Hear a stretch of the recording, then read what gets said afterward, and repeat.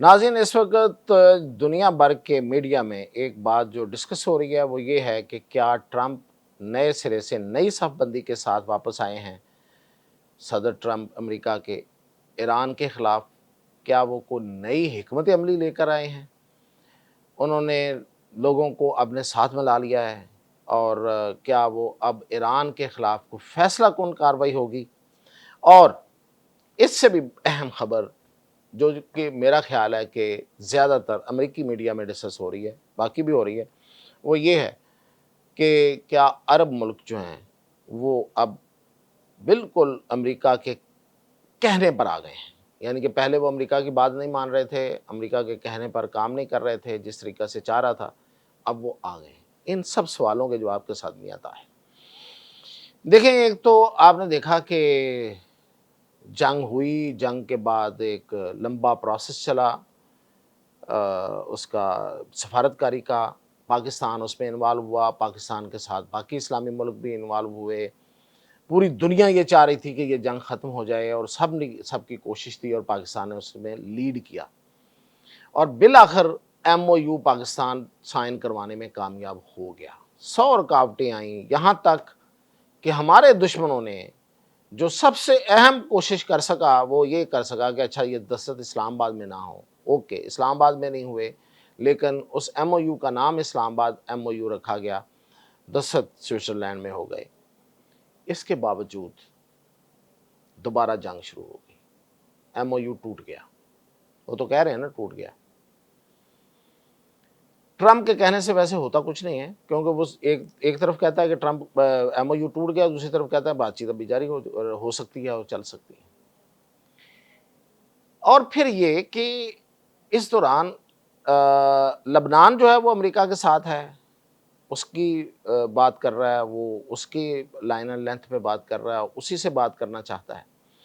Israel के साथ भी उसी के ज़रिए बात करना चाहता है, वो ईरान को के साथ नहीं रह के बात करना चाहता।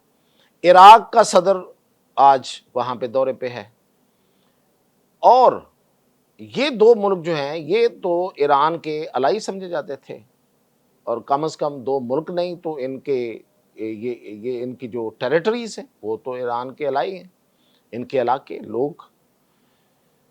अच्छा, फिर मैंने आपको जैसे बताया पिछले दिनों कि यूएई जो है, वो अब मोर अग्रेसिवली आ गया है, ज़्यादा जारे होके आया और अब वो बाकायदा ईरान पे हमले करने शुरू कर दिए उसने। और फिर इधर से सऊदी अरब ने भी जंग शुरू कर दी है, बेशक वो हूसियों के खिलाफ की है, जंग तो शुरू कर दी है, जो कि इस पूरी जंग में सबसे ज़्यादा जो तहम्मुल का मुज़ाहरा करने वाला वो सऊदी अरब था, जिसकी वजह से जंग अब तक नहीं फैली थी। तो आखिर ये सब कुछ हुआ क्या है? क्या ये ट्रंप ने कोई चमत्कार कर दिया है? क्या दिखा दिया है इन सब लोगों को कि सारे उसके गिर्द हैं? या फिर ये कि ये सब कुछ नहीं है, इसके पीछे कोई और कहानी है? तो ये देखते हैं। देखिए, सबसे पहले तो इसमें कोई शक नहीं है कि बज़ाहिर यही नज़र आ रहा है और स्टोरी ये है कि कुछ मुल्कों ने मिलके, उनमें मैं नाम भी ले देता हूँ, उनमें उर्दन है, उसमें यूएई है, उसमें कुवैत है, उसमें बहरैन है। इन्होंने तो ज़रूर अमेरिका के सदर ट्रंप की लालची तबीयत को मद्देनज़र रखते हुए उसको उन्होंने हड्डी डाल दी है। और आपने उसकी वाज़ेह मिसाल आज का उसका ट्वीट है। उसने कहा जी अरब जो हैं वो उनको मैं 20% नहीं लगाऊँगा। ये तो ऐसे बात करता है ना वो, 20% टैक्स लगाऊँगा, अब नहीं लगाऊँगा। इसलिए नहीं लगाऊँगा कि वो इन्वेस्टमेंट करेंगे। इस इतने छोटे से काम के लिए उन्होंने नहीं कहा आपको कि 20% ना लगाओ तो हम इन्वेस्टमेंट अमेरिका में करेंगे। इत्तला ये है कि ये जिन मुल्कों का मैंने नाम लिया है, कुछ मुल्कों का, इसमें सऊदी अरब नहीं है, इन्होंने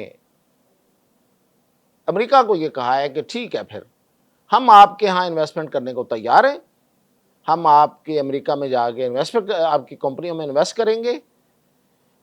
जो सरमाया ये तवक्को कर रहा था सदर ट्रंप आते ही, और जो इसने फिर मिडल ईस्ट का दौरा भी किया था, वो उसको नहीं मिल सका था, तो वो उन्होंने कहा कि हम आप देंगे, शर्त यह है कि आप ईरान के साथ निपट लें।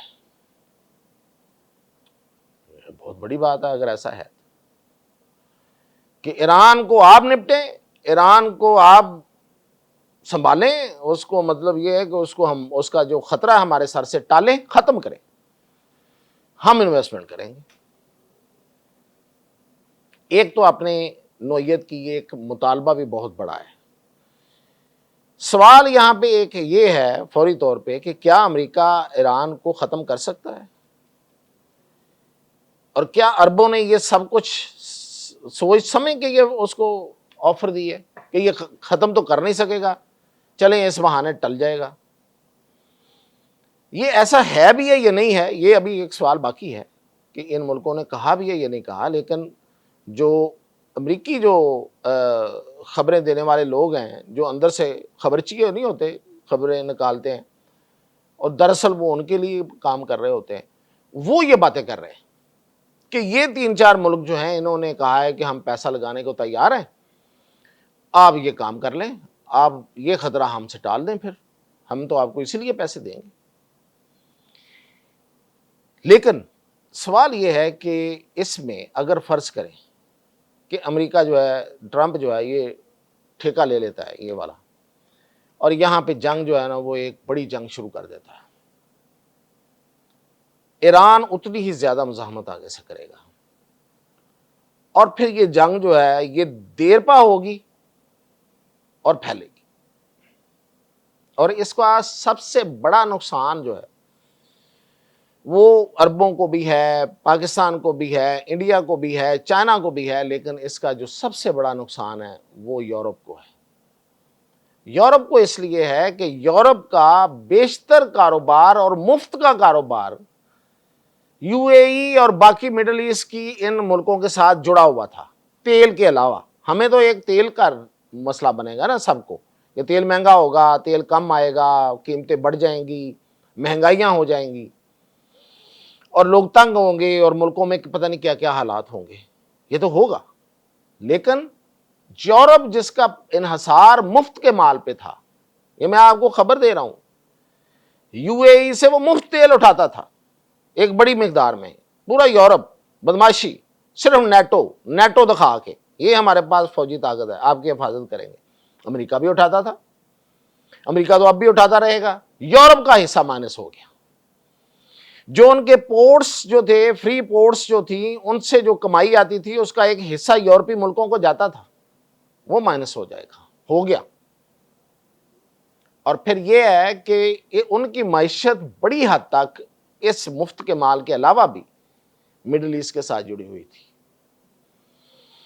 तेल महंगा हो जाएगा, यूरोप का पहले ही कबाड़ा निकला हुआ है, यूरोप को बहुत ज्यादा पहले भी कोई उनके हालात, माशी हालात को बहुत अच्छे नहीं थे। आप देख लें एक एक मुल्क को उठा के, तेल महंगा होगा और कबाड़ा होगा, तो नुकसान यूरोप को हो रहा है। और इस जंग में, इस जंग का नतीजा जब भी निकलेगा, ये मैं आज अपने तज्जियाती पेशगोई कर रहा हूं, वो ट्रंप की हार की सूरत में निकलेगा। मैंने अमेरिका नहीं कहा, इसलिए कि अमेरिका ये जंग हारना नहीं चाहता।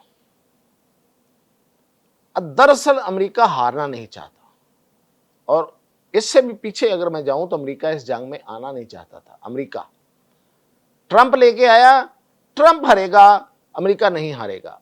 अगर अमेरिका को हार होती हुई नजर आई तो फिर वो लिंडसे ग्राहम जैसा कोई किसी का अंजाम हो सकता है। किसी का, किसका?